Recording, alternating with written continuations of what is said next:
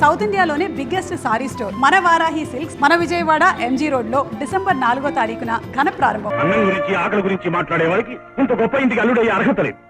అలాంటి వాడిని గురించి నువ్వు నా పరువు ప్రతిష్టని మంటగలుపుతానంటే నేను ఒప్పుకోను. ఈ ఇంట్లో నా మాట శిలాశాసనం నీకు తెలుసుగా.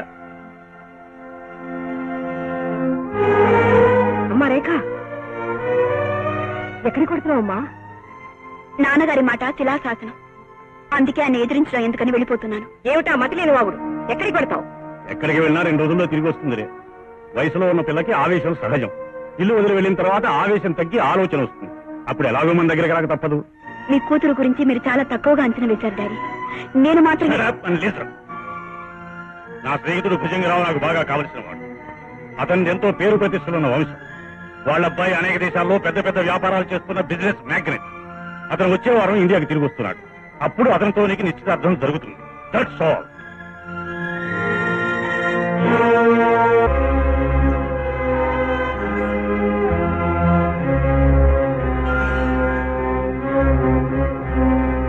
Hi daddy. ఏమి డాడీ చేతులు ఊపుకుంటూ వచ్చావా? దండలు ఎక్కడా, జనం ఎక్కడా, మంగళ హారతులు ఎక్కడ? మీరు అడ్డగాడిదా చీటింగ్ కేసులో జైలుకి వెళ్ళిస్తూ పెద్ద స్వాతంత్ర రోజుల్లో పేల్తావెందుకు? చెప్పేది వినా. కోటీశ్వరుడి వరప్రసాదరావు గారి అమ్మాయితో నీ పెళ్లి ఖాయం చేశాను. అలాగా? Thank you daddy, thank you very much. వదిలో. నువ్వు అమెరికా, రష్యా, జర్మనీ దేశాల్లో రకరకాల వ్యాపారాలు చేస్తున్నావని చెప్పిన అబద్ధం చెప్పకుండా చెప్పలేక వస్తున్నాను. కాబట్టి నువ్వు రాజమండ్రి సెంట్రల్ జైల్లో రాళ్లు కొట్టిన సంగతి, విశాఖపట్నం జైల్లో విస్తరాకులు కుట్టిన సంగతి తెలియకుండా మేనేజ్ చేయాలి. ఎవరికన్నా తెలిసిందో నువ్వు పెద్ద తిరుపతిలోనూ నేను చిన్న తిరుపతిలోనూ అడుక్కు తినాలి. డోంట్ వరీ డాడీ, అవి నేనేం చూసుకుంటాను కదా. పదా పద ఎక్కువ. రండి రండి బాబు గారు. నమస్కారం. నమస్కారం. నమస్కారం. రండి రండి, రండి కూర్చోండి. కూర్చోండమ్మా. బావగారు, మా వాడు నిన్ననే బయటకు వచ్చాడు. అదే అదే ఫ్లైట్ లోంచి అడుగు బయట పెట్టాడు. తక్షణం తీసుకొచ్చాను. మొత్తానికి ఇన్నేళ్ల మన స్నేహం బంధుత్వంగా మారడానికి ఇంతకాలం పట్టింది. ఈ ఆలస్యానికి కారణం మీరు మీ అబ్బాయిగా. మీ కుటుంబంతో వియ్యమందాలని మేము ఎప్పటి నుంచో అనుకుంటున్నాం. అంకుల్, ఇంతకాలం బిజినెస్ వ్యవహారాల్లో పడి విదేశాల్లో ఉండటం వల్ల మిమ్మల్ని రేఖని కలుసుకోలేకపోయాను. అది నా బ్యాడ్ లక్. చాలా రైట్, ఇప్పుడు కలుసుకుంటావు కదా. బావగారు, ఆలస్యం ఎందుకు, అమ్మాయిని పిలిపించేయండి. మళ్ళీ నువ్వు వెళ్ళి అమ్మాయిని తీసుకురా. అలాగే.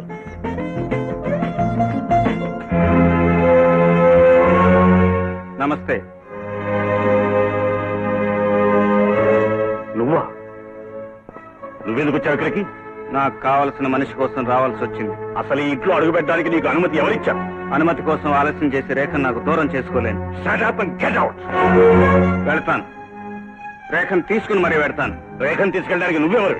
అది నా కూతురు. ఒకరి కూతురైన ప్రతి ఆడది ఏదో ఒక రోజున మరొకరు ఇల్లాలవుతుంది వరప్రసాదరావు గారు. నాకు కాబోయే ఇల్లాలను నేను తీసుకుని వెళ్తాను. రేఖను వెళ్ళి పెళ్లి చేసుకుంటుందని ధీమాగా ఎలా చెప్తున్నావు? మేమిద్దరం ప్రేమించుకున్నాం గనక. ప్రేమ, లవ్, రొమాన్స్ ఇవన్నీ పుస్తకాలు తప్ప జీవితంలో ఉండవు. అది తెలుసుకో. ఈ జీవితంలో డబ్బు తప్ప ఇంకేం లేకపోవచ్చు డాడీ, కానీ మా జీవితంలో అవన్నీ ఉన్నాయి.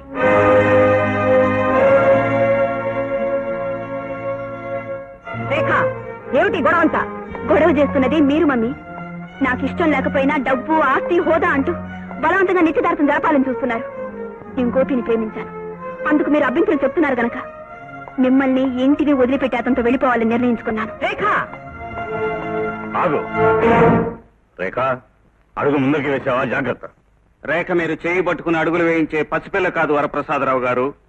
రా రేఖ.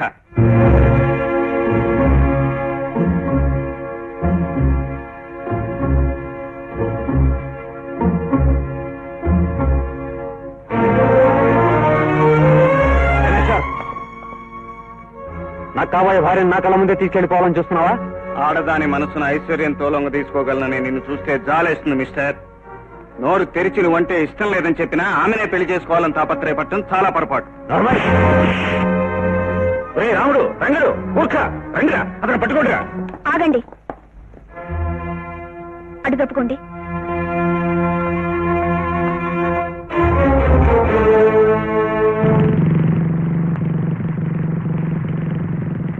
ధైర్యంగా మీ నాన్నగారిని ఎదిరించావే. తమరు మాత్రం రాలేదా ధైర్యంగా ఇంటి దాకా?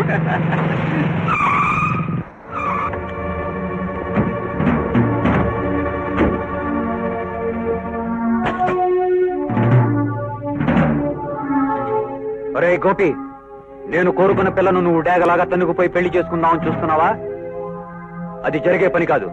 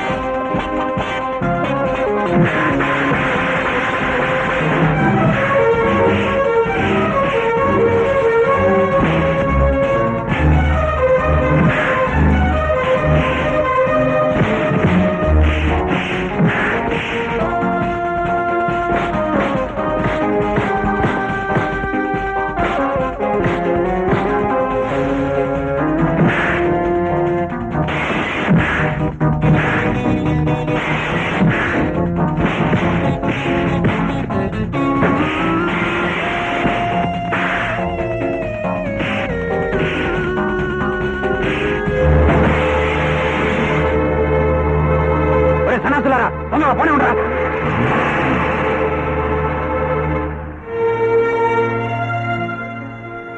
Gopi, I'm all right.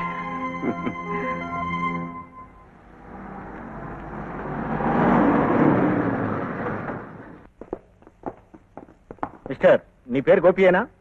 అవును. మీరేనా మిస్ రేఖ? మీ ఇద్దరు నాతో పోలీస్ స్టేషన్కి రావాలి. దేనికి? మీ మీద వరప్రసాదరావు గారు కంప్లైంట్ ఇచ్చారు. ఇన్స్పెక్టర్ గారు, అసలు ఏం జరిగిందంటే మీరేం చెప్పదలుచుకున్నారో పోలీస్ స్టేషన్కి వచ్చి చెప్పండి. కమాన్. ఇన్స్పెక్టర్, ముందు మేము చేసిన తప్పేమిటో చెప్పండి. షటప్. ఒక పరువు ప్రతిష్టలు ఉన్న కుటుంబంలోని ఆడపిల్లని ఇంటి నుంచి లేవ తీసుకుపోయి నేను చేసిన తప్పేమిటని అడుగుతున్నావా? ఇన్స్పెక్టర్, మీరు తొందరపడి పొరపాటుగా మాట్లాడుతున్నారు. ఆయన నన్ను లేవ తీసుకుని రాలేదు. నేనే ఇష్టపడి మా ఇంటి నుంచి ఆయనతో పాటు వచ్చేసాను. మేమిద్దరం పెళ్లి చేసుకోవాలనుకుంటున్నాం. కానీ అందుకు మీ నాన్నగారు ఒప్పుకోరమ్మా. ఆయన మీరు ఒప్పుకోవాల్సిన అవసరం లేదు ఇన్స్పెక్టర్. నేను మేజర్ని. నా ఇష్టం వచ్చిన మనిషిని పెళ్లి చేసుకునే హక్కు నాకుంది. దానికి కాదనే అధికారం మీ చట్టానికి కూడా లేదు. Hello inspector. రండి సార్, సమయానికి మీరే వచ్చారు. మీ అమ్మాయి తన మేజర్నని, తన పూర్తి ఇష్టంతోనే ఇంటి నుంచి వచ్చేశానని, అతన్ని పెళ్లి చేసుకుంటానని స్టేట్మెంట్ ఇచ్చింది. ఇలాంటి పరిస్థితుల్లో అతని మీద ఏ విధమైన చర్య తీసుకోలేం. One moment. ఇన్స్పెక్టర్, మీ అధికారాన్ని ఉపయోగించి ఎలాగైనా సరే ఈ పెళ్లి జరగకుండా చూడాలి. అందుకు ఎంత డబ్బు కావాల్సిన ఇస్తాం. డబ్బుతో ఇలా అధికారులు కొనాలనుకోవటం నేరం.